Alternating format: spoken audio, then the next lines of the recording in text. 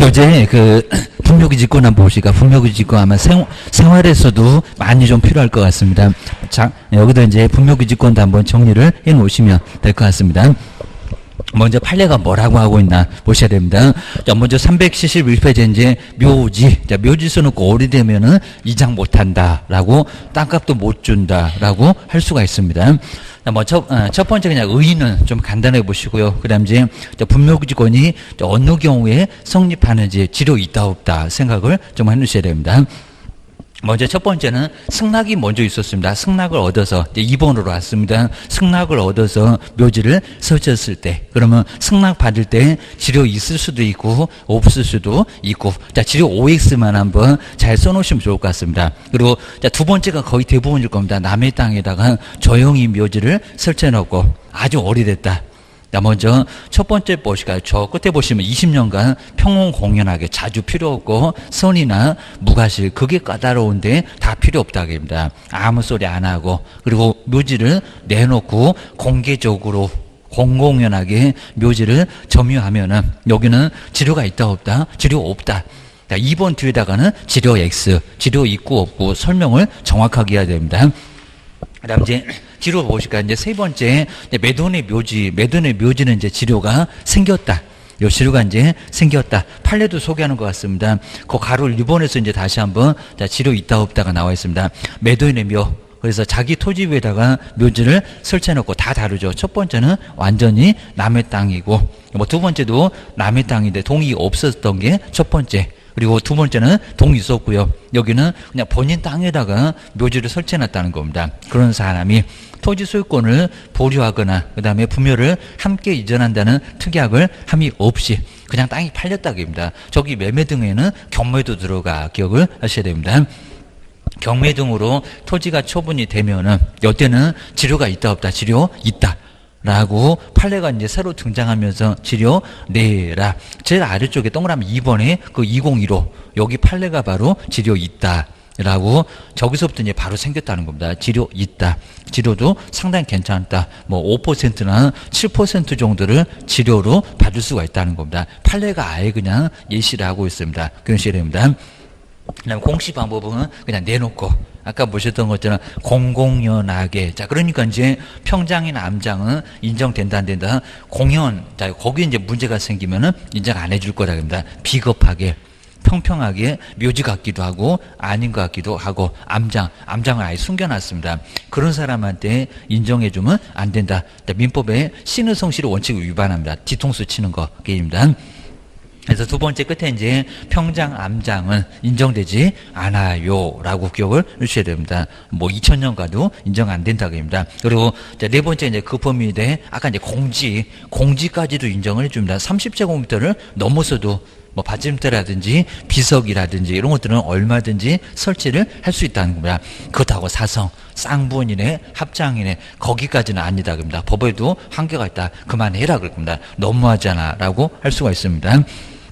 그래서 첫 번째 줄에, 두 번째 줄에 중간에는 공지는 인정되고요. 근데 사성, 둔덕을 친다는 세 번째 끝에 있네요. 사성은 된다, 안 된다? 안 된다. 사성은 정말 사치다, 그입니다. 자, 그 정도면 너무 심하고, 그입니다. 토지 소유권 아주 죽이려고 작정했냐, 이럴 겁니다. 그 다음 이제, 지료 여부가 이제 가로 1번이 나옵니다. 이제 20년 평온 공연하게 점유. 거기에 이제 두 번째 끝에 CO 취득입니다. 요거 지료가 있다 없다? 지료 없다. 계속 주무셨으니까 계속 주무셔라. 요 소리가 이제 지료 없다. 아주 싸다. 그럴 겁니다. 대신에 이번에 자기 소유 토지에다가 묘지를 설치해 놓고 묘지가 팔렸다. 매매로 팔렸다. 경매로 팔렸다. 지료 있다 없다? 다 볼 건 없고요. 지료 있다. 지료 아예 있는 걸로 뭐 내용은 아예 안 물어봐도 이제 될 거니까 지료 있다. 그리고 한 네 번째 줄에 이렇게 2년분 이상 연체가 되면은 지상권처럼 소멸 묘지 싸들고 나갈 수도 있다는 겁니다. 그 정도로 문제가 된다. 그 2년분 연체된 것도 연체 이자까지 해서 받을 수 있고 연 5%는 자연스럽게 받을 수 있어. 기억을 주셔야 됩니다. 그다음 이제 373페이지에서 우리 분묘는 뭐 경관 묘지는 뭐 30년 이런 거 없으니까요. 그냥 영구 묘지는 있으면 계속 존속을 할 수가 있다는 겁니다. 네 번째 줄에 나와 있습니다. 딱 중간에 묘지가 존속하고 있으면 막 계속 존속한다. 그리고 잠시만 멸실돼 있다는 겁니다. 그러면 그것도 다시 살아납니다. 아주 불멸의 이순신이라고 있습니다. 이건 죽지도 않습니다. 결론적으로 살아남을 수 있다 보셔야 됩니다. 세 번째 제목이 나오네요. 새로운 분묘를 신설할 수 있다 없다. 그건 안 된다. 너무한다 그럽니다. 그리고 마음대로 막 이장하고 이런 것도 안 된다. 자, 대신에 이제 분묘기지권이 성립했을 때는 고요프로 이장 인정된다고 합니다. 어차피 성립했던 거니까. 근데 성립 안 된 것들은 임의대로 막 이장하거나 새로 설치하거나 그런 건 안 돼 라고 기억을 꺼내셔야 됩니다. 자, 1번에 그런 내용 나오고 3번에 그런 내용 나오고, 자, 이 정도면 충분하게 한 문제 정도는 아예 풀 수가 있습니다. 많이 어렵지는 않고 시험할 때 설명해서 조심해라 그 얘기입니다. 그 다음에 뒤로 넘겨보실까요? 374페이지가 이제 장사 등에 관한 법률, 여기도 이제 한꺼번에 같이 묶어서 나오는데, 바로 묘지의 면적, 그리고 여기는 뭐 용어정의 같은 거 아예 뭐 낼 정도는 아예 아니니까 묘지의 면적.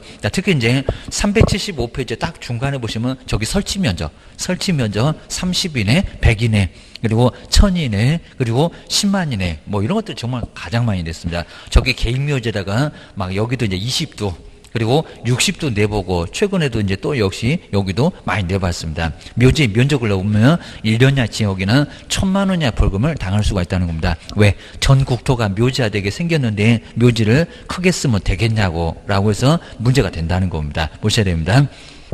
먼저 첫 번째, 먼저 개인 묘지는 설치해놓고 하나니까 설치해놓고 30일 이내 신고를 하면 된다는 겁니다. 완전 30세트입니다. 면적도 30, 기간도 30일 이내, 그리고 신고가 나면 300만 원약 과태료 얻어맞을 수가 있습니다. 가정묘지, 그다음에 종종 법인묘지라고, 그러니까 여기도 이제 거기 자동 이제 원칙은 허가를 받아야 되는데 설치해놓고도 신고를 하라는 겁니다. 설치했다고 그 얘기입니다. 그다음 말이 이제 30일 이내 시군구청에다가 신고를 하고, 그리고 자 먼저 거기 설치 절차는 설치하기 전에 우리 가족묘지 2개 이상은 허가를 먼저 받으라는 겁니다. 개인묘지는 하나니까 설치해도 되는데 나중에 신고만 좀 되는데 여기는 허가부터 먼저 받아야 됩니다. 허가 안 받으면 2년이나 징역이 있습니다. 설명해라 고소입니다. 가족묘지, 종종본종, 법인묘지 2개 이상의 묘지, 집단적으로 들어온 묘지는 뭐부터 받아라? 허가부터 받아라. 2학년 2반의 제재를 받을 수가 있다는 겁니다. 이 법상 최고형은 2학년 2반 기억을 하셔야 됩니다. 그다음 이제 한 기당 점유 면적 보실까요? 개인 묘지는 하나니까 그냥 30입니다. 근데 가족 묘지는 하나당입니다. 요거는 10. 그다음 종종본종도 2개 이상 묘지니까 10. 그러니까 3분의 1을 좀 줄이라고 하고 있습니다. 그리고 저 합장을 또 이제 숫자를 바꿔서 시험 문제도 내본 적이 있었습니다. 합장은 얼마다? 15. 저걸 20이다 이렇게 시험 문제에 내본 적이 있습니다. 합치는 거니까 조금만 더 줄여라 그런 것 같습니다. 20 말고 15라고 기억을 주셔야 됩니다. 면적 초과하면 또 1년이나 징역을 얻어맞습니다. 그리고 이제 설치 면적 보시니까 이제 질시험 문제 많이 나오는 설치 면적. 먼저 개인 묘지 얼마다? 30 제곱미터 이하로. 자, 이하니까 30까지는 괜찮습니다. 그 다음에 자, 가족 묘지는 얼마라고? 요거 이제 전체니까 얼마다? 바로 100. 거기다 하나당 이런 건 12이고 그입니다. 그리고 이제 종중 문중은 점점 더 커지죠. 김씨들, 박씨들 아주 집성점. 자, 그러니까 10배 딱 더 커졌습니다. 그러니까 여기다 100 그러면 안 됩니다. 만은 없습니다. 1000제곱미터 이하. 그 다음 이제 법인묘지 보시니까 불특정 다수. 자, 그럼 얼마다? 요거는 10만. 만은 아니고요. 10만 제곱미터 오히려 이상. 오히려 이상입니다. 이하가 아니라 크게라 그럽니다. 크게입니다. 조금 설치해놓고 몇 개 안 되면 문 닫아버립니다. 근데 여기는 많이 하게 되면은 이제 땅이 아까워서라도 계속 할 거예요. 그런 생각인 것 같습니다. 그다음에 이제 분묘 형태에서 먼저 봉부는 1m를 넘어가지는 말라는 거고요. 1m 이하로 설치를 하고, 그리고 평본으로 설치하겠다고 하면 50cm 이하로 설치를 하고 계십니다. 그다음 이제 봉합묘, 이렇게 집처럼 만들어진 게 봉합묘입니다. 먼저 개인 묘지 같으면 바로 10제곱미터를 뭐 초과할 수가 없고, 면적도 한번 잘 보시고요. 그리고 가족 묘지 30, 그다음 이제 종중은 배. 뭐 요런 한 번도 아직 안 내봤지만 그래도 조금 조심은 하셔야 됩니다.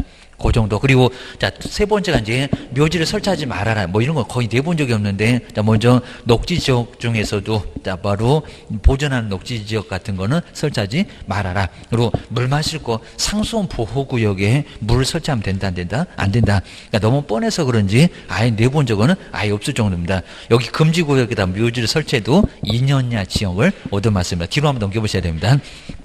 자, 보면 금방 알 수 있는 지역들이니까 한번 봐주시고, 문화재가 있는데 거기다가 묘를 설치하려고 토지용계 확인서 떼보면 나올 거니까 피해라, 그 소리입니다. 그 다음 네 번째, 이제 여기도 주거지역, 상업지역, 공업지역, 개발할 땅 거기다 묘지를 설치하면 어떡하는데, 요 소리입니다. 수변, 그죠? 물 가까운 쪽에다 묘지 설치해도 안 되고, 그리고 도로하고 접하고 있습니다. 접도구역도 안 되고요. 하천, 그 다음에 농사만 지어야 된다는 농업진흥지역, 뭐 뻔할 거고요. 그 다음 이제 생활환경보호구역, 그 아래 이제 산림, 채종리, 종자를 캐야 되니까 묘지 설치하지 말라는 거고, 시험림, 그 다음 이제 뭐 특별산림보호구역, 산림도 그렇구나, 그입니다. 그 다음 이제 그 아래도 이제 보존국유림, 그리고 백두대간 보호지역, 다 토지연계 확인서 떼보면 나와깁니다. 그리고 자, 10번에는 모래가 많이 날리는 지역을 사방지라고 합니다. 사방지. 사방지에는 뭐 모래 날려서 묘지도 설치 못할 건데 나무를 심어야 돼. 그런다고 합니다.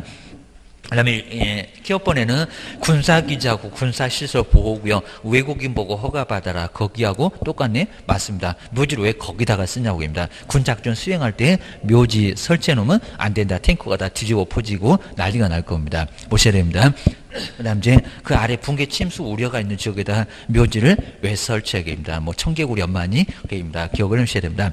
거기다 설치해놓으면 안 되고 그입니다. 그 다음 이제, 그 아래 이제 네 번째, 분묘에 설치 기간을 주겠다는 겁니다. 아까 전 국토가 묘지가 된다. 얼마만 설치해라. 나머지는 아예 묘지를 흔적도 없이 없애라. 묘지도 또 철거 안 하면 또 여기도 1년야 징역을 가하겠다. 누구한테? 후손들한테. 그럼 우리가 이제 설치할 때 후손들한테 설명해라. 그 소리입니다. 먼저 제일 아래 볼까요? 여기도 원래는 15년이었다가 바꿨습니다. 분묘의 설치 기간이 얼마라고요? 30년. 근데 바꿔놓고 아직 한 번도 안 해봤습니다. 15년이었다가 30년. 옛날에는 좀 복잡하게 살았다라고 기억을 하셔야 됩니다. 그리고 옛날에는 연장을 15년 역시 3번을 했습니다. 그래서 60년 갔습니다. 근데 지금은 한 방에 갑니다. 이런 건 정말 잘 만들어놨고요. 377페이지 보실까요? 나오죠. 30년 이고 세 번째 줄에 1회. 한해에서 딱 한 방이면 정말 60년 가잖아요. 지금 아주 편해졌네, 게입니다. 뭐 3번이 어쩌고 15년씩이 어쩌고 그러면 그건 옛날 말, 게입니다. 아직 안 내봤다, 게입니다. 한 번에 한해서 30년으로 연장할 수 있다는 겁니다. 요건 정말 꼭 내볼 수 있으니까 30년, 그리고 1회, 그리고 30년, 그런 것들은 꼭 동그라미 좀 빨간색으로 좀 잘 해놓으셔야 됩니다. 자, 안 낸 놈들은 꼭 내더라, 기억을 하셔야 됩니다. 그 다음 이제 두 번째는 설치 기간이 끝나면 아까 한 번도 연장 못하면 30에서 31년, 29년은 아닙니다. 끝난 날로부터 1년 이내, 저걸 또 2년 이럴 수가 있습니다. 1년 이내에 맨날 숫자 바꿉니다. 시설물 철거하고 화장 납고 정말 묘지가 흔적 없이 없어지죠. 이거를 후손들이 해라고 합니다. 안 하면 후손들 교도소 보낼 거요 라고 기억을 하셔야 됩니다. 그냥 5번으로 와도 되고요. 근데 주인이 아예 없습니다. 관리도 아예 안 됩니다. 묘지를 허가받아서 없애버릴 수 있다는 겁니다. 묘지를 여는 걸 개장이라고 합니다. 개장도 가능하다라고 기억해 놓으셔야 됩니다. 자, 먼저 동그라미 1번에서는 이것도 거의 내본 적은 사실 없긴 한데 그래도 신경 써놓으셔야 됩니다. 자, 분묘를 관할하는 시장 등의 허가, 세 번째 앞쪽에 이렇게 허가를 받고요. 허가는 재량이 있으니까 안 내줄 거예요. 그럼 어쩔 수가 없습니다. 그리고 그 옆에 볼까요? 매장된 CC나 묘를 열어서 유고를 개장 이렇게 할 수가 있다는 겁니다. 정말 흔적 없이 무용고 묘지는, 주인이 없다는 묘지는 없앨 수도 있다는 겁니다. 땅 소유권자가 기억을 하셔야 됩니다.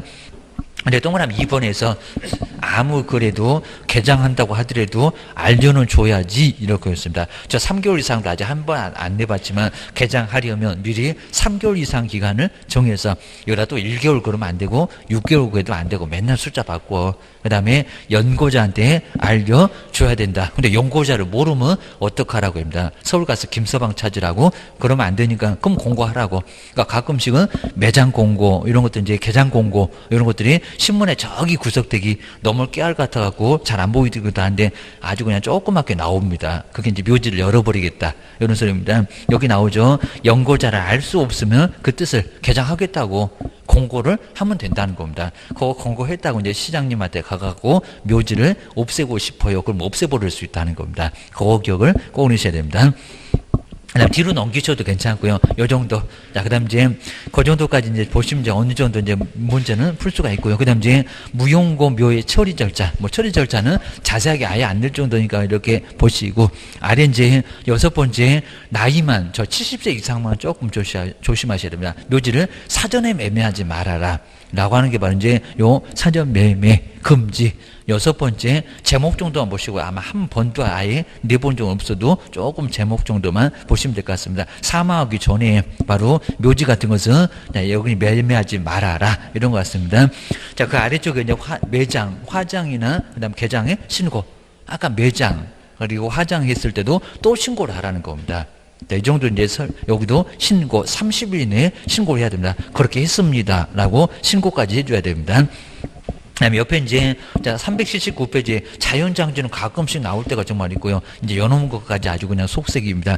매장 말고 자연장지, 그냥 나무 밑에다가 심거나 아예 그냥 묘지를 설치하거나 잔디 밑에다가 그냥 아예 그냥 묘지를 설치하는 건데 훈조가 아예 없습니다. 그래서 이제 좀 자연 친화적이다 해가지고 좀 괜찮다고 보고 있습니다. 나 먼저, 자, 1번에 이제 기업번 보시면 개인, 그리고 가족의 자연 장지, 면적. 네, 그 아래 나올 건데 100제곱미터 미만으로 설치를 할 수가 있습니다. 그리고 여기는 신고만 해주면 된다는 겁니다. 가족이래도 약간 좀 다릅니다.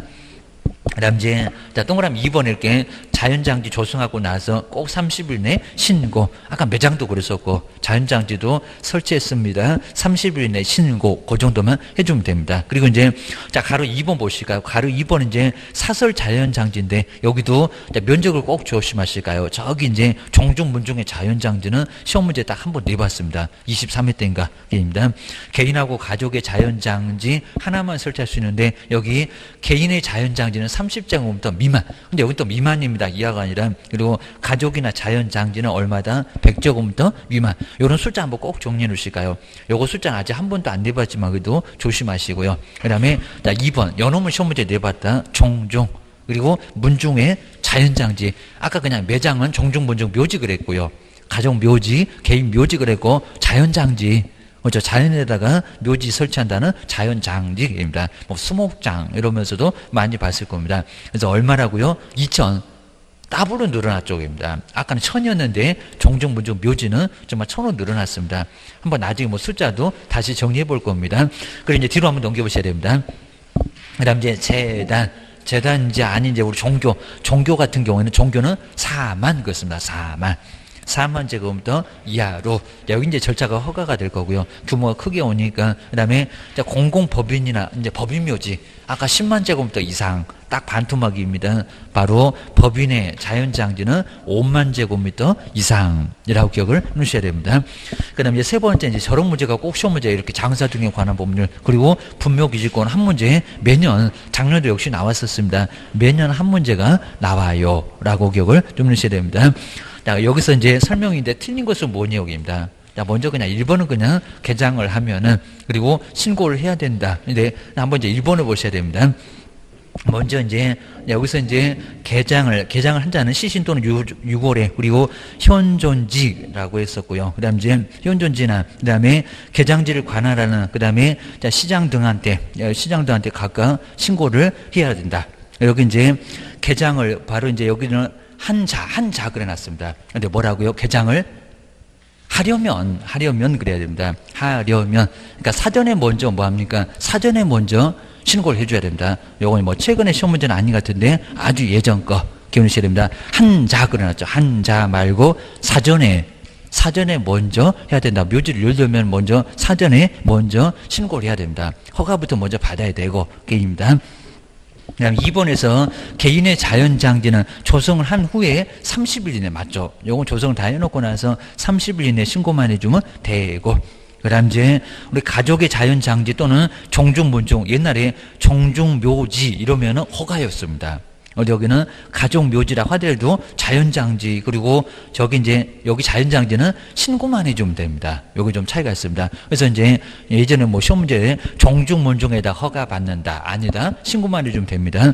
근데 절차가 좀 다른 게 가족의 자연장지는 사후에 신고인데 요 종중문중의 자연장지는 사전 신고입니다. 시기만 약간 다릅니다. 그건 심하게 안 내봤는데 신고 정도면 된다는 겁니다. 자연장지니까 매장 안 하니까 여기는 신고만 해줘라. 절차가 아주 간단해졌습니다. 우리 종중문중 아주 겹경사입니다. 면적도 1000에서 2000으로 늘고 허가였는데 신고로 절차가 가벼워졌고 교도소 안 갈 거고 그입니다. 그 정도로 종중문중만큼 아주 겹경사입니다. 절차도 간단해지고 면적도 오히려 커졌고 그놈만 정말 그렇습니다. 그다음에 네 번째, 법인 등의 자연장지를 조성하려면, 자, 여기도 이제 이렇게 하려는 그래야 될 거고요. 시장 등한테 여기는 허가. 워낙 규모가 크니까 이건 허가를 받아야 됩니다. 종교, 그다음 이제 법인, 여기는 어쩔 수가 없다는 겁니다. 허가 받아. 허가 안 받으면 교도소 보낼 거예요. 구수리합니다. 그리고 화장하려면 당연히 신고해 줘야 되고요. 이런 절차가 거쳐가고 입니다. 이건 아주 예전에 좀 문제가 있습니다. 그다음 이제 농지 문제도, 농지법 문제도 꼭 우리 시험 문제 법령에서 하나가 나오고 그냥 농지법 그대로입니다. 농지 전답 과수 지목이 그렇다는 거 아실 거고요. 그다음 이제 농지 소유의 제한. 그냥 뒤로 한번 넘겨보시면 될 것 같습니다. 뭐, 요 정도는 우리 법령에서 안 나올 건데, 꼭 숫자 갖고 시험 문제 계속 냅니다.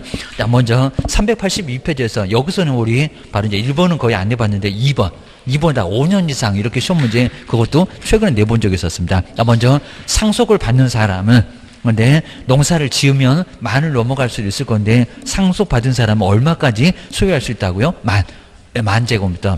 이런 것도 시험 문제 자주 나옵니다. 10,000제곱미터까지는 가능하다입니다. 상속. 근데 몇 년 이상 농사를 짓다가 이농했을 때 얼마까지는 취득할 수 있다고요? 8년. 8년은 5년 이렇게 시험 문제 내본 적이 있습니다. 자, 2번에서 8년에다가 꼭 동그라미 치고 또 숫자 바꿀 거예요. 이제 5년 한번 바꿔봤으면 10년 이상 그러려나? 아니요. 8년 이상입니다. 저기 뭐 면제된다는 숫자하고 똑같네? 8년 이상 겁니다. 8년 이상 농사 지으면 면제가 거의 양도소득에 대해서 세금이 거의 없잖아요. 라고 기억을 하시면 될 것 같습니다. 8년이다. 그리고 여기도 만은 똑같습니다. 상속하고 이농은 만. 기억하시면 됩니다. 맨날 저 숫자 바꿔 계입니다. 세 번째, 주말 체험 영농은 정말 많이 들어봤었고요. 부부가 와가지고 주말 체험 영농으로 심심풀이 땅콩으로 영농하고자 한다 했을 때, 근데 여기는 심심풀이 땅콩이죠. 많으면 안 돼. 그러니까 얼마? 1000. 근데 1000도 들어간다, 안 들어간다? 안 들어간다. 근데 부부 각각 이렇게도 시험 문제 내본 적이 있다는 겁니다. 부부 각각이라고요? 아니요. 세대요. 합쳐서 딱. 남편도 무슨 990 안 된다고요? 그입니다. 부인도 990 안 되고 둘이 합쳐서, 그리고 1000도 안 됩니다. 좀 적게 해라. 심심풀이 땅콩이다 보니까 1000제곱미터 미만. 또 그리고 이제 시골에 가서 그냥 너무 크게 그러면 그냥 고기만 구워 먹고, 그냥 고추는 그냥 뿌려놓고 거두지도 않고 이러다 보니까 촌 사람들은 싫어해요. 그입니다. 그러니까 많이 여기는 취득하지 말아라. 그런 것 같습니다. 그 다음 이제 아래쪽에 이제 농지 취득 자격증명의 의의. 자, 의의 쪽에서도 적어도 한 23회 때인가 시험 문제 나온 적이 있습니다. 농지 취득 자격증명은 농지의 효력을 발생시키는 요건인가 아닌가 입니다. 농지 취득 자격증명이 입니다. 법률행위에 효력을 발생시키는 요건이다 아니다. 요건은 아니다. 조심하셔야 됩니다. 그냥 당사자 있고 목적 있고 의사표시 문제 없으면 돼야지, 농지취득이 꼭 있어야 효력을 발생시키냐고입니다. 그러니까 등기할 때 필요한 소리지, 바로 효력을 발생시키는 요건이다 아니다. 근데 그때 시험 문제가 효력을 발생시키는 요건이다 해놓고 왜 틀렸게 그것도 시험 문제 내본 적이 있었다는 겁니다. 딱 네 번째 줄에 있습니다. 효력을 발생시키는 요건 이다가 아니라 아니다. 거기 아니다 꼭 동그라미 좀 해놓으시고 이다 그러면 X. 문장이 좀 어렵다 보니까 또 뭔 소리 안 돼 라고 해서 또 내볼 수 있다는 겁니다. 농지증은 효력까지 발생시키는 요건 아니다 라고 기억을 해주셔야 됩니다. 그 다음에 두 번째가 이제 농지 취득 자격증명을 발급받지 않고, 여기도 우리 법령에서도 자꾸 나오고요. 바로 취득할 수 있는 경우. 자, 먼저 협의는 국가와 국가 사이에서 의논하는 것을 바로 뭐라고 합니까? 협의. 그럼 국가가 농사 못 짓겠냐고. 못 지어도 괜찮아. 해갖고 국가는 안심하니까 협의는 농지증을 받을 필요가 있다 없다. 그리고 법인을 합쳤을 뿐이라는 겁니다. 거기다 왜 받으래? 라고. 또는 분할. 이런 것들은 변함이 없는 거니까 괜찮고, 게임입니다. 그 다음 이제 오른쪽에 이제 383페이지가 이제 농지 취득 자격 증명, 농지에 군수는 없다고 했습니다. 시구, 읍면입니다. 네 사람. 그러니까 4일 만에 발급이 되고, 걔는 또 이제 입에 붙어갖고 시장군수 구청장한테 농지종 군수한테 가봐라. 군수가 발급해주는 직입니다. 군수는 아예 대상 자체가 아니라는 거야. 그건 이제 읍면. 자, 읍면이 더 가까워 해서 군수 필요 없다. 기억을 주셔야 됩니다. 그 아래쪽에 이제, 자, 세 번째는 경영계획서를 작성하지 않는 경우입니다. 농지증은 필요합니다. 저기 주말체험 영농도. 근데 전문적으로 농사 안 질 거니까 주말체험 영농도 농지증은 필요하지만 경영계획서는 필요 없다. 그럼 이틀 만에 발급되겠네? 맞아요. 자, 이런 것들은 꼭 정리를 해 주시면 될 것 같아요. 특히 니은번. 주말 체험 영농은 나중에 설명도 많이 해야 되니까 그거는 자꾸 물어봐 됩니다. 농지증은 필요해. 근데 경영계획서는 필요 없어. 서식이 약간 다릅니다. 그걸 두 개 다 써낼 필요 없이 바로 농지증만 발급받으면 된다. 기억하셔야 됩니다. 자, 세 번째가 이제 발급의 뭐 요건, 이런 것도 그냥 간단하게 봐도 되고요. 그리고 뒤로 넘겨보시면 좋을 것 같습니다. 뭐 4일, 그리고 이틀. 자, 이런 것도 하도 많이 봤었고, 그리고 그건 이제 공법이고 그입니다. 그 다음 이제, 자, 세 번째, 위탁, 맡겨라. 그럽니다. 농사를 못 짓는다? 맡겨라. 여기도 이미 시험 문제 내봤는데, 나 먼저, 자, 2번에 몇 개월 이상 해외 여행조, 그걸 6개월, 이렇게도 시험 문제 내본 적이 있습니다. 몇 개월이라고요? 3개월. 거기 3개월 좀 박스 좀 잘 해주셔야 돼요. 아마 또 내볼만 하니까 3개월. 또 1개월이나 6개월로 또 바꿀 겁니다. 3개월 이상 해외 여행한다고 하면 농지 맡겨계입니다. 농사 또 다 말라 죽을 거니까 그러면 옆집에다 맡겨야지 됩니다. 그리고 자, 네 번째 아프대요. 자, 근데 부상도 여기다 또 6개월 일하려나요? 3개월 이상 됩니다. 그렇게 많이 길진 않으니까 아프면 맡겨라 게임입니다. 그리고 뭐 교도소, 그러면 이제 지농사 못 짓고 남의 농사 지러 가네요. 교도소 일하면 이제 남의 농사 짓는다고 하는데 그 정도니까 어쩔 수 없지. 그러면 옆에다가 맡겨야지 게임입니다. 그 다음 이제 385페이지 볼까요? 농지임대차입니다. 농지임대차. 임대차도 우리 법령에서 많이 내봤습니다. 아까 이농 8년 이상 거기 나왔네요. 그 다음 이제 여섯 번째가 전형협의, 국가와 국가 사이에서, 자, 그럴 것 같으면 거기는 아예 안 받아도 돼. 자, 거기도 뭐 농지임대차 가능하고 거기입니다. 하다 외에는 여기 이제 지금 현재 있는 요거 외에는 바로 자, 임대, 그리고 사용대차할 수 없다라고 놨습니다. 요건 가능해. 고수입니다. 그리고 또 쪼고다 10번째 아픈의 기업법 3개월 이상. 그리고 자, 11번째는 60세 이상. 자, 그것도 이제 숫자를 또 바꿀 수가 있으니까 농 경영에 종사하지 않게 된 자. 그런 사람들은 맡길 수 있다. 임대, 사용대 하는 거는 가능하다. 입니다. 그 다음 뒤로 한번 넘겨보실까요? 자, 뒤에 이제, 자, 세 번째, 농지임대차 계약. 여기는 거의 뭐 서면으로 거의 하도록 되어 있고요. 시구, 읍면. 한번 보시면 될 것 같습니다. 그 다음 이제 네 번째, 우리 최근에 우리 법령에서 농지의 임대차 기간은 몇 년이냐. 저걸 뭐 2년이라고 한번 바꿔본 것 같은데 몇 년? 3년. 그리고 3년보다 만약에 더 짧으면 어떻게 된다고요? 3년. 그러니까 여기는 최단 기간이 얼마라고 농지임대차 3년입니다. 공법 같은 것도 자꾸 내보면 합니다. 3년. 자, 그 3년 아주 중요하게 꼭 보셔야 됩니다.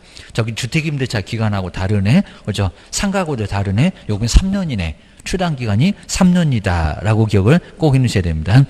그 다음에 오른쪽에 보실까요? 자, 오른쪽에 이제 387페이지도, 자, 5번도 그냥 쭉 한번 보시면 되고요. 근데, 자, 여섯 번째, 여기도 묵시적 갱신이 있습니다. 아무 소리 안 하네. 저기, 주택이나 상가 같으면 6개월에서 1개월 사이에, 그리고 1개월 전까지. 근데 여기는 3개월 전까지라고 합니다. 아까 3년 때문에 아마 3개월 전까지라고 보시면 될 것 같습니다. 3개월 전까지 임대차 계약 해지를 안 하고 가만 놔뒀다는 겁니다. 그럼 어떻게 된다고요? 바로 다시 연장. 그러면 다시 연장되면 얼마로 연장될까요? 아까 옆에 봤네. 3년. 최단 기간 3년으로 다시 늘어날 수가 있다는 겁니다. 자, 그 정도로 이제 농지법은 3년 이내, 그리고 3개월 전이내 라고 꼭 기억해 주셔야 됩니다. 그래서 묵시적 갱신 다 볼 것 같습니다. 저기 민법의 전세권에서도 묵시적 갱신 나오고, 주택이나 상가 건물에서도 나오고, 농지법에서도 나오고, 세 번째 정도는 우리도 한번 다 정리 한번 해볼 거입니다. 한번 정리해 주셔야 됩니다. 네 번째, 농사를 안 짓네. 그러면 8억.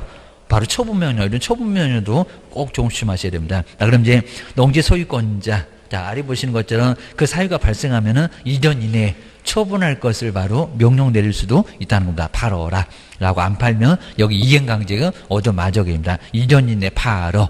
한번 보셔야 됩니다. 그리고 뒤로 넘겨보실까요? 그 다음 이제 그 아래 사유 한번 쭉 한번 10번째까지 쭉 한번 보시고, 뭐 요거 농지법에 다 있고 계십니다. 그 다음에 2번에 농지를 처분할 때 이제 알려라 라고 해서 이제 알리는 거. 처분함을 바로 이제 알려줘야 될 거고요. 그 다음에 이제 세 번째 이제 조심하셔야 됩니다. 이제 얼마 이내에 처분할 것을 명령을, 예를 들고 저기 토지거래 허가하고도 약간 비슷합니다. 근데 거기는 아까 3개월이었습니다. 토지거래 허가는. 근데 여기는 또 6개월입니다. 한번 동그라미 1번 할까요? 시장, 그 다음 군수구청장, 처분 의무 기간에 바로 처분 대상 토지를 처분하지 않냐. 아까 1년 있었습니다. 그리고 그 농지 소유주한테 여기는 얼마라고요? 6개월 이상. 토지거래 허가는 3개월이었습니다. 6개월 이상.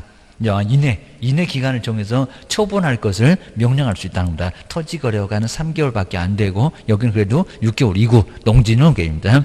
그 다음에 오른쪽에 보니까 농지는 잘 안 팔리니까 아마 그럴 겁니다. 389페이지. 여기도 이행강제금 있습니다. 5년 되면 농지를 다 환수할 수 있어. 그 정도로 악랄합니다. 토지거래 허가는 그래도 10%였습니다. 세 번째 볼까요? 여기도 이제 만약에 이제 못 팔겠으면 저거 농어촌 진흥공사한테 매수 청구 사가라 라고 할 수 있다는 겁니다. 근데 여기도 이제 공시지가밖에 안 되니까요. 하다 팔면 매수 청구해서 팔면 상당히 싸게 토지거래 허가가 되건 농지가 되건 싸게 팔릴 수 있다는 겁니다. 또 여기도 마찬가지입니다. 공시지가보다 더 낮게 적으면 신청세에 낮게 적으면 또 그 금액으로 사간다라고 할 수 있다는 겁니다. 그다음 이제 네 번째는 처분의 유예가 나오고요. 그다음 5번 이행강제금 얼마라고요? 안 팔면 100분의 20, 100분의 20에 해당되는 이행강제금을 가합니다. 토지 가액에다가 100분의 20, 좀 5년이면 뭐가 된다고요? 농지가 다 환수가 된다는 겁니다. 정 안 되면 정말 저기 농어촌 진흥공사한테 파는 게 괜찮다는 겁니다. 그 정도 봐주셔야 됩니다. 우리 이제 뒤로 한번 넘겨보시고요. 자, 뒤에 이제 다 농지법에 그대로 있는 거 딱 한 문제가 바로 법령에서도 나오긴 나온다. 기억을 하셔야 됩니다. 뒤쪽에 393페이지에 경영은 정말 아예 안 나올 정도입니다. 자, 중개기법. 자, 중개심리. 자, 심리가 이제 AIDA, 아이다의 원리라고 합니다. 그래서 어텐션.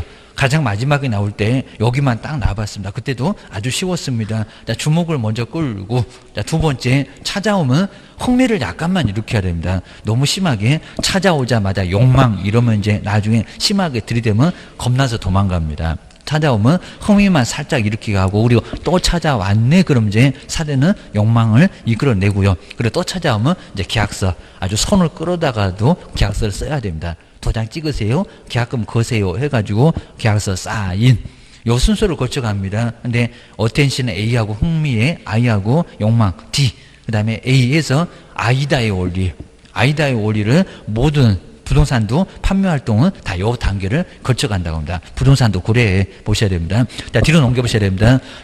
394페이지에 나오죠. 뭐 자세한 내용들은 뭐 시험 문제 내도 어렵지 않으니까요. 하다 요 단계, 주목에서 흥미, 그 다음에 욕망, 그 다음에 행동, 이런 단계가 바로 이제 거쳐가고요. 지금은 이제 여기에 만족해가지고 하나가 더 추가가 되긴 하는데 그냥 놔둬도 괜찮습니다. 행동까지 게임입니다. 오른쪽에도 395페이지도 그 순서가 쭉 나와 있는데 지금 이제 저 정도는 아예 안 낼 정도고요. 한번 간단하게 봐주면 좋을 것 같습니다.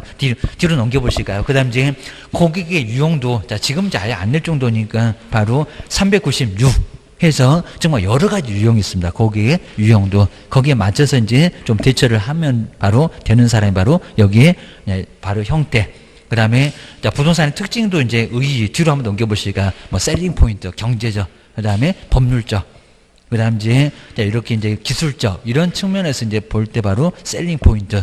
자, 지금은 아예 안 낼 정도고요. 그 다음에 뭐 판매 소구점이라서 판매 강조점, 아파트나 열집이나 단독주택의 공장의 상가의 판매 강조점, 이런 것들도 그냥 참고만 해주시면 될 것 같습니다. 뭐 개론등에서도 많이 나오긴 나올 겁니다. 우리 법령에서는 안 나와. 그 정도입니다. 그리고 뒤로 넘겨볼 시간 이제 400페이지에 클로징은 끝을 맺는다입니다. 자, 클로징 예전도 조금 냈었는데 지금은 아예 그냥 안 내다시피 할 정도의 클로징, 계약을 끝낸다.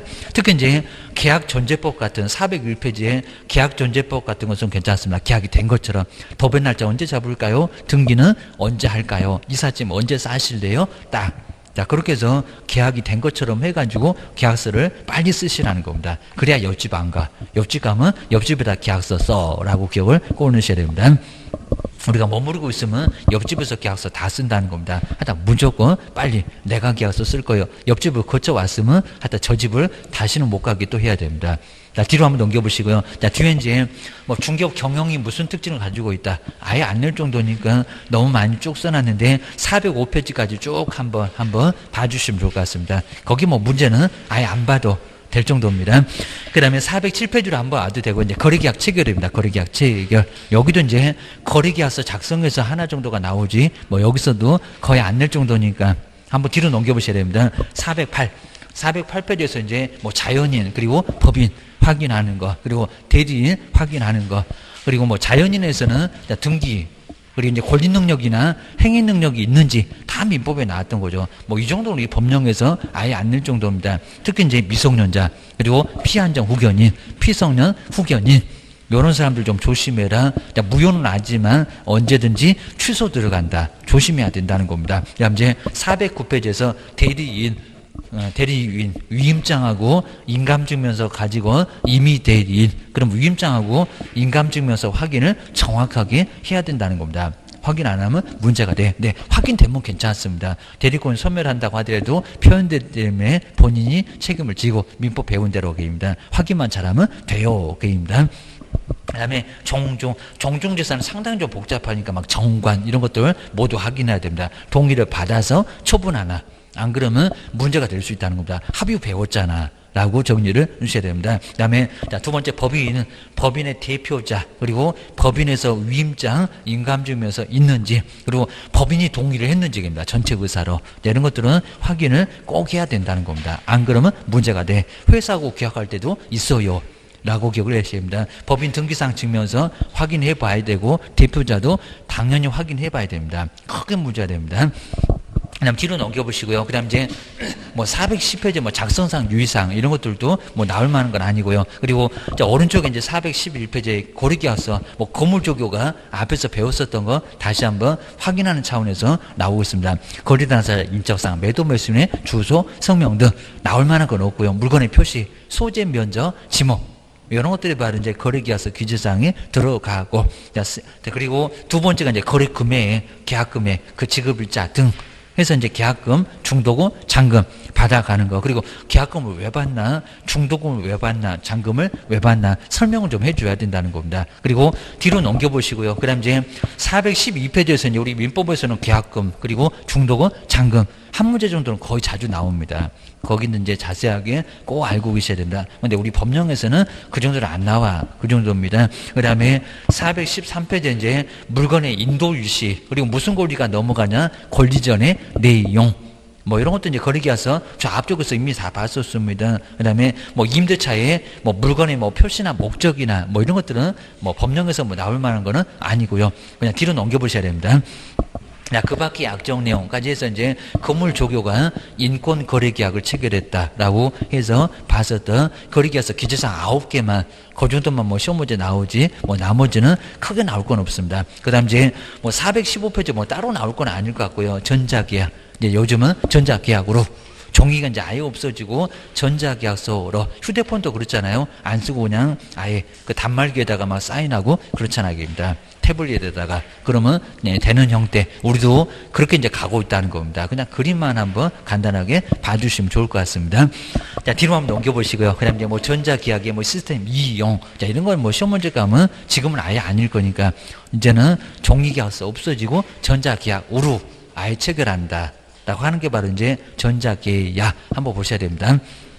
그다음 뒤쪽에 이제 421페이지까지 뭐 자세한 내용들, 거기는 아예 나올 건 아예 없을 거니까 그 정도. 그다음에 이제 거민 쪽으로 와볼까요? 거민이 안 나온 지가 꽤나 오래됐습니다. 422페이지에 거민. 자, 거민은 저기 등기법에서도 나올 겁니다. 등기법. 자, 먼저 거민은 계약서에다가 거민을 받아라. 그러니까 도장 받고 오라는 겁니다. 검사 받고 와라.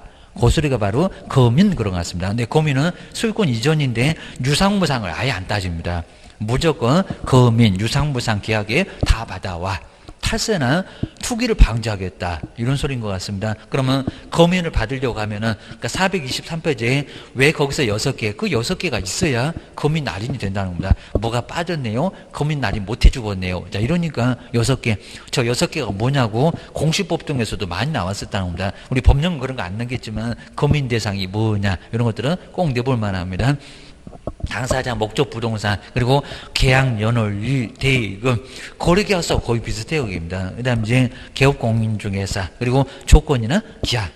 그럼 이제 왼쪽에 금방 보셨던 건물조교가 인권거래계약을 체결했다, 거래계약서, 기재사항. 근데 저 오른쪽에 이제 검인용 계약서는 당사자 해서 당, 그리고 뭐, 그 다음에 계대. 앞글자만 따갖고 당모가지 계대가리 이런 나오고 있습니다. 자, 1번, 2번. 당모 계대 그러잖아요. 당모가지 계대가리는, 당모가지하고 계대가리는 누가요? 자, 5번에 보니까 그 중개사 할 때 중이 좋아한대요. 당모가지하고 계대가리는 중이 좋아한다. 이런 식으로 앞글자.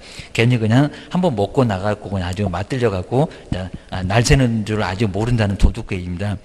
여기서 늦게 배운 도둑이 그래서 중이 좋아한다. 그렇게 앞글자 딱 나옵니다. 듣는 중이 좀 기분 나쁘겠지만 당사자, 목적, 당목 계대, 당모가지 계대가리는 중이 좋아한다. 이렇게 딱 몇 개? 6개라고 기억을 하셔야 됩니다. 그 다음 이제 뒤로 한번 넘겨보시고요. 자, 그 다음 이제, 자, 그 뒤에서 이제 한번 이제 문제. 자, 문제가 이렇게 조금 나와 있긴 하는데, 그리고 뭐 검의 신청 절차, 그 다음에 형벌. 한번 이제 간단하게 이렇게 봐주면 될 거고요. 자, 그래서 검의 받냐, 안 받냐, 요 정도만 우리 법령에서 가끔씩 나옵니다. 그 다음에, 자, 뒤에 이제 426페이지에서 검의는 유상무상을 아예 안 따진다고 했습니다. 근데 받아야. 아까 소유권 이전이라고 했습니다. 그럼 지상권, 지역권, 전세권 같은 거 받을까? 안 받을까? 자, 먼저 첫 번째, 이것도 아주 예전에 시험 문제 같은데 지상권 안 받죠. 소유권 이전이 아니니까. 근데 유상무상 안 따진다고 했어요. 증여 받죠. 자, 증여는 이제 거래는 아니니까 부동산 거래 신고 아니고 토지 거래가 대상도 아닌데 증여는 거민 대상에 들어갑니다. 거민. 저 시군구청에 가가지고 증여하려면 거민을 받아온다고 합니다. 중요계약서에도 들어갑니다. 자, 임대차 안 들어가고요. 전세권, 저당권, 소유권만이니까. 아주 편합니다. 유상무상 안 따지는데 소유권 이전은 검인 받아와라. 그래야 등기가 된다. 안 그러면 등기를 아예 못한다는 겁니다. 뭐 답은 2번. 뭐 이런 형태로 예전에도 쭉 나왔었다는 겁니다. 그러니까 우리 법령도 내면은 또 내용입니다. 교환이나 증여나 대물 변제나 이런 것들이 꼭 시험 문제에 답이 된다라고 기억을 꺼내셔야 됩니다. 그 다음 이제 명신탁인데 429페이지 명신탁은 뭐 1차가 됐건 또 2차가 됐건 꼭 명신탁도 시험 문제가 한 문제는 반드시 아마 우리 법령에서도 이제 올해도 꼭 우리 명신탁은 시험 문제가 꼭 한 문제 정도는 꼭 나올 것 같습니다. 자, 1차가 됐건 자, 2차가 됐건 명신탁 정도는 꼭 정리를 한번 해 놓으시면 좋을 것 같습니다. 자, 먼저 이제 429페이지인데 1차, 2차가 모두 관련되니까요.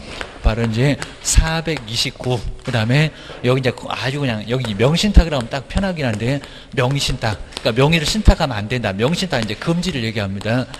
그러면서 이제 부동산은 실권리자, 부동산 실권리자 그럽니다. 원래 제목은 부동산 실권리자 명의등기, 명의 등기에 그리고 관한 법률이라고 해서 이제 제목도 그냥 엄청 긴데 명의 등기에 관한 법률이라고 합니다. 자, 그러면서 이제 우리 보통 이제 법령도 1차도 꼭 같이 나오니까요. 거기도 틀리고 여기도 틀리고 그러면 큰일 납니다. 그러면 그냥 아주 오고 싶지 않은 내년도에 또 오게 되니까 여기는 꼭 확인해 보셔야 됩니다. 나 먼저 첫 번째 이건 잘 안 나오는데 이자간 명의신탁 내용도 한번 잘 보셔야 됩니다. 이자간의 명의신탁. 나 먼저 첫 번째 그냥 갑이 이거 매매 안 합니다. 갑이 신탁자인데 우리 시험문제도 막 갑을병조 나옵니다. 을한테 이제 받아줘라고 해서 이제 이렇게 두 사람 그러니까 이자간이라고 하죠. 두 사람 사이에서 명신탁자 가지고 있다가 그리고 받아줘. 근데 왜 받아줘 그랬을까요? 세금을 안 내려고 탈세 그 얘기입니다. 뭐 우리 세종시도 막 조정지역 투기지역 세 군데 다 묶어갖고 아주 세종시는 손발을 그냥 다 잘라놨습니다. 아주 꼼짝 못하게 합니다.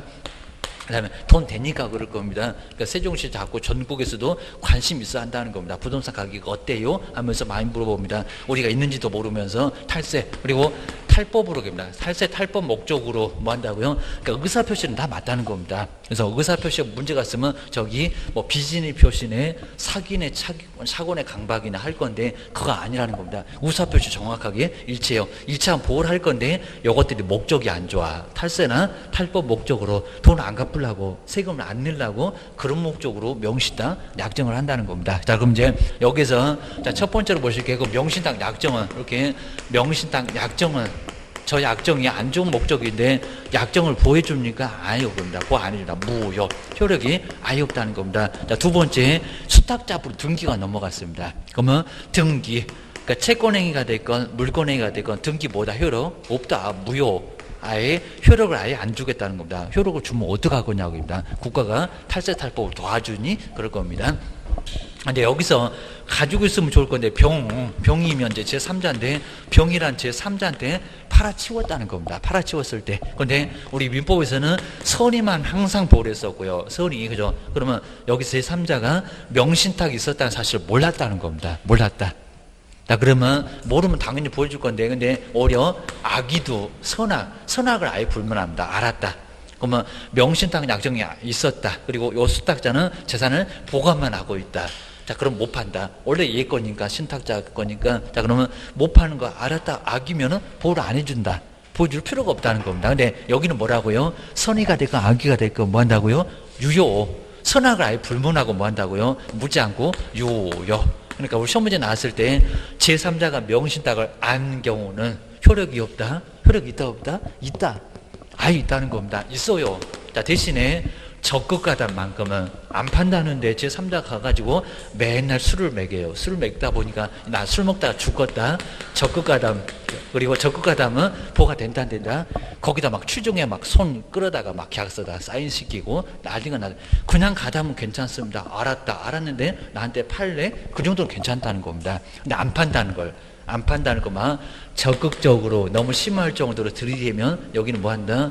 무효. 이건 정말 103조 위반이라고 합니다. 효력 없다. 라고 해서 효력이 없다는 겁니다. 보셔야 됩니다. 그래서 제3자입니다. 제3자는 금방 보셔도 제3자는 선 그리고 악, 선악을 뭐 한다고요? 불문하고 뭐 한다고요? 유효. 소유권을 취득할 수 있다는 겁니다. 그럼 이제 잘 보시기에 제3자한테 팔았다. 그러면 수탁자는 횡령죄가 성립할까요? 안 할까요? 한다 안 한다? 근데 여기는 한다. 자, 네 번째 수탁자.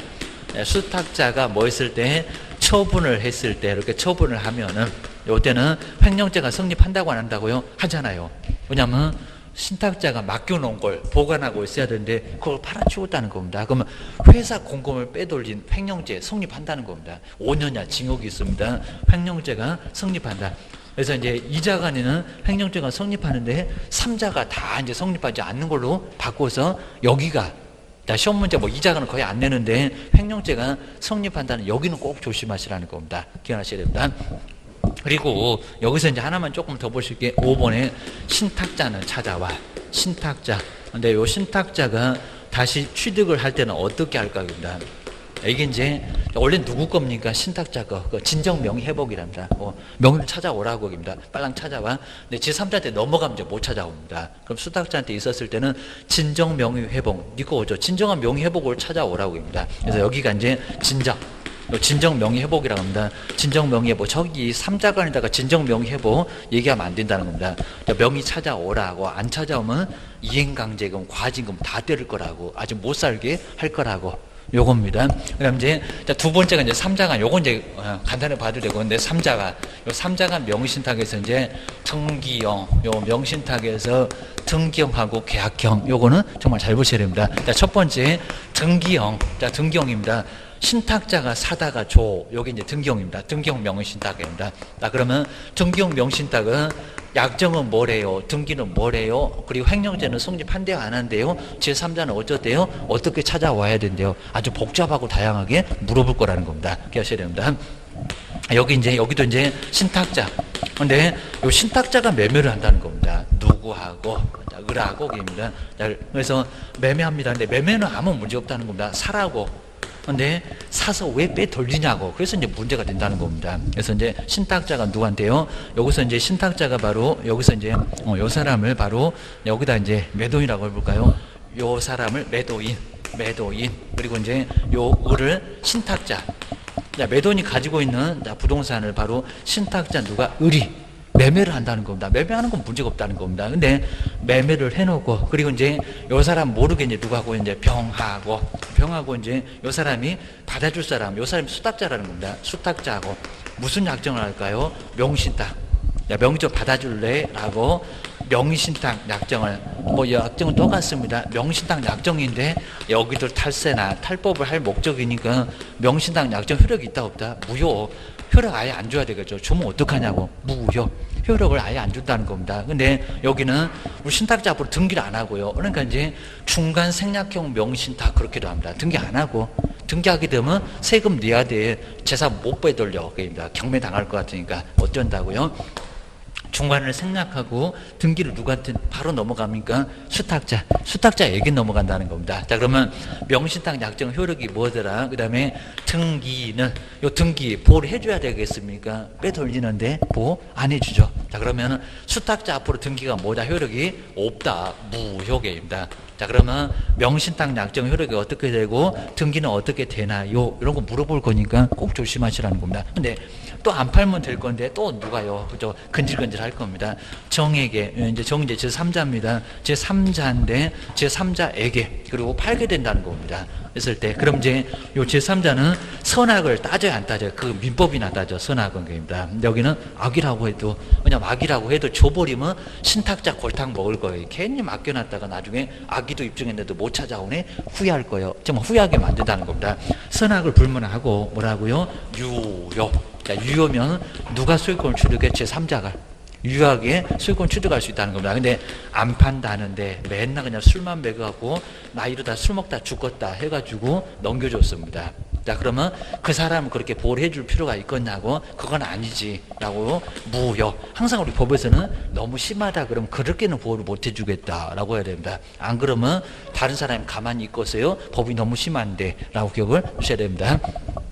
그 정도고요. 그런데 수탁자가 팔아치웠네요. 그러면 횡령죄. 아까 횡령죄 성립한다고 했습니다. 근데 횡령죄는 성립할까요? 안 할까요? 원래는 횡령죄 성립했었다가 판례를 바꿨다는 겁니다. 지금은 근데 아직은 시험 문제 우리 1차가 됐건 2차가 됐건 횡령죄 성립한다고 했다가 안 하는데 아직은 시험 문제 두 군데 다 안 내본 것 같습니다. 어째 이렇게 안 내보는지 모를 정도입니다. 횡령죄 성립하지 않는다. 근데 안 하겠죠. 왜냐면 등기도 안 하고 바로 넘어갔고 그리고 팔아치웠을 때 횡령죄가 성립하냐고. 여기는 등기가 원래 있었잖아요. 있었던 거 보고를 안 하고 있어야 되는데 팔아치웠으니까 횡령죄 성립하는데 등기도 안 했잖아요. 그러니까 수탁자에게 넘어가서 팔아치웠을 때 횡령죄가 성립하지 않습니다. 교도소 안 가. 그럼 좀 안심하고 팔아치웠다. 불안해서 등기 못 맡기겠다 그럴 겁니다. 자, 팔기도 어렵다. 주시면 그럼 만약에 이제 여기 안 넘어갔습니다. 이렇게 이제 넘어가지 않는 상황에서 그러면 신탁자는 어떻게 취득을 해오냐고 찾아오라고 합니다. 안 찾아오면 이행강제금 때리고 그리고 과징금 때리고 아주 정말 못 살게 합니다. 30%, 10%, 20%의 이행강제금 교도소도 이미 보냈고요. 그래서 여기는 크게 문제가 된다는 겁니다. 그럼 어떻게 찾아올 건데 됩니다. 자, 그러면서 지금 현재 소유권 누구한테 있습니까? 소유권 누구라고요? 꼼짝한 거 무효다. 그러면 소유권 애초에 누가 있습니까? 신탁자 아니고 수탁자는 더 아니고 누구라고요? 매도인. 자, 여기에 이제 소유권이 그대로 있다는 겁니다. 소유권. 자, 그러면 소유권이 그대로 있는 누구 자리에 앉으라고요? 매도인 자리에 앉아서. 그리고 매도인이 뭐 신경 써야 될 게 있습니까? 아니죠, 입니다. 그러다 보니까 너 매도인 자리에 앉아서 그러면 누가 을이 얘 바쁩니다. 요 자리에 앉아서 등기 무효라고 하고 이제 등기 돌아왔죠.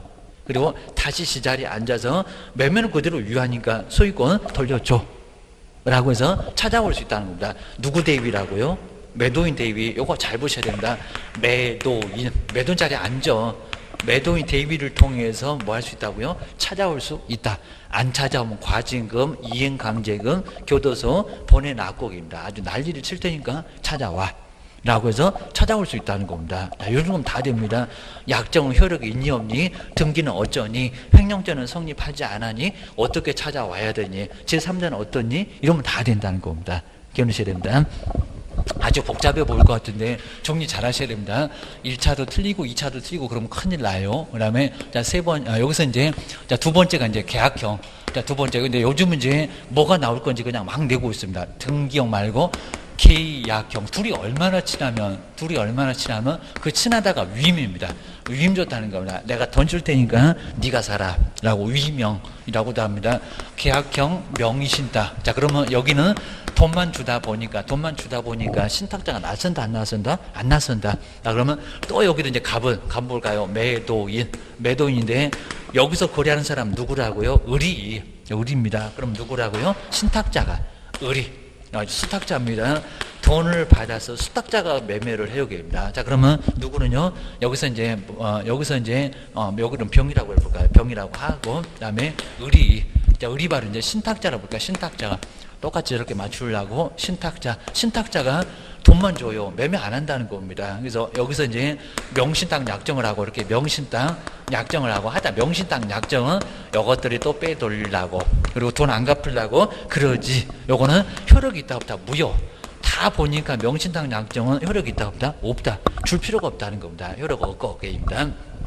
그다음에 여기서 이제 조심하실 게 근데 매도인이 명신탁 약정이 있었다는 사실을 어떻게 아냐고 전혀 몰랐다는 겁니다. 그냥 뭐 단순히 수탁자가 돈을 가지고 사는 줄 알았다. 그래서 매도인이 뭐였을 때 명신탁이 있었다는 사실을 몰랐을 때 뭐라 합니까? 선의 이렇게 약정이 있었다는 사실을 선의도 아예 몰랐다는 겁니다. 이게 이제 모른다입니다. 모른다. 아예 몰랐다. 죽었다 깨어나도 나 그런 거는 아예 생각도 못 해봤다. 라고 해서 아예 모르는 상황이 발생했다는 겁니다. 그랬을 때 등기가 넘어갈 건데 아까 등기 다 무효라고 했습니다. 그러면 가백에서 등기가 넘어갈 건데 이 등기를 뭐라고 할까요? 거래안전 생각해서 무효가 아니라 여기는 유효. 여기는 유효입니다. 유효라고 해서 수탁자가 돈을 받아서 그리고 매도인 쪽에서 알면 이제 보호를 안 해주는데 매도인이 명시탁 사실을 몰랐다는 겁니다. 그렇게 모르면 뭐 한다? 넘어간다는 겁니다. 그래서 그럼 소유권 누가 가지고 있습니까? 수탁자 가지고 있습니다. 그리고 나서 또 제3자한테 팔아치워입니다. 그러니까 이런 것도 다 봐야 될 거랍니다. 제3자한테 팔았는데 그러면 선의가 됐건 또 뭐가 됐건 악의가 됐건 아주 제3자 아주 눈물 나요. 악의가 됐건 무지하고 악의도 괜찮습니다. 유효. 누가 수익금만 취득한다고요? 적극가다 아니면 맨날 술만 먹여서 나이 들다가 죽겠다 그 정도 아니면 막 추중에 빼앗아온 거 아니면 여기는 이제 무효되겠다. 그렇게까지 보호해줄 리가 없으니까 웬만하면 다 보호가 돼. 자, 그런데 여기는 소유권 누가 갖고 있습니까? 수탁자. 그러면 횡령죄가 성립해요 아니에요? 네 거 그랬는데 그럽니다. 횡령죄 성립하지 당연히 않는다. 그러니까 요건 이제 아예 바뀔 이유가 없는데 요놈을 바꿔놨다는 겁니다. 옛날에 횡령죄가 성립한다고 했었다는 겁니다. 근데 지금은 안 그래.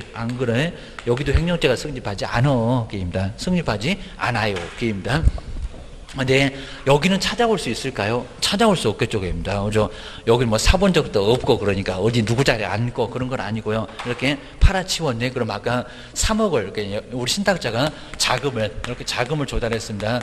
자금을 2억을 조달했다. 그러면 팔아서 수탁자가 2억을 가지고 있네. 이건 누구 돈인가? 신탁자 돈. 그럼 이건 뭐요?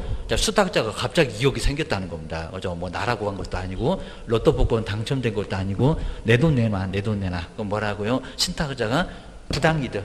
자, 부당이득입니다. 그래서 신탁자가 나중에 조달해 준 경우에 수탁자가 팔아치면 부당이득을 뭐 한다고요?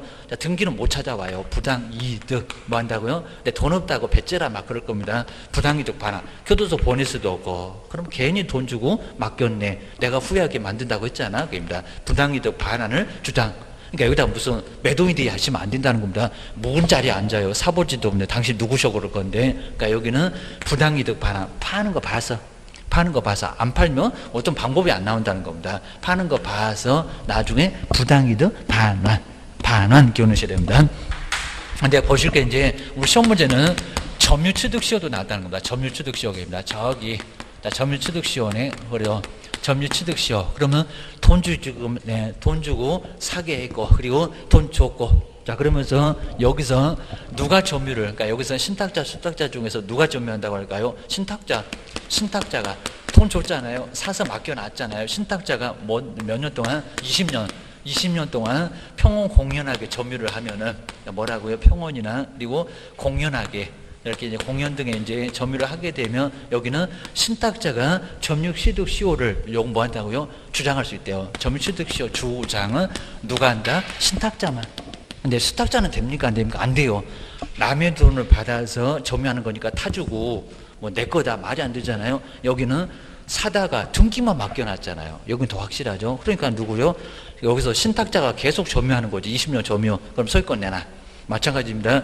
내가 돈 줬잖아. 그죠? 명의만 네 명의로 하고 있었잖아. 여기도 20년 되면 내놔라고 그건 된다는 겁니다. 한번 잘 보셔야 됩니다. 네, 이렇게 해서 이제 명의신탁 약정도 이제 항상 1차, 2차 모두 나오니까요. 이제 그림 보고 그 다음에 다음 시간에 이제 주택임대차까지 한번 보고 이제 한번 마무리 해보겠습니다. 주택하고 상가하고 그다음 경매 매수 신청 이제 다음 시간에 마지막으로 좀 나올 게 좀 남아 있습니다. 조금 쉬었다가 다음 시간에 계속해 보겠습니다.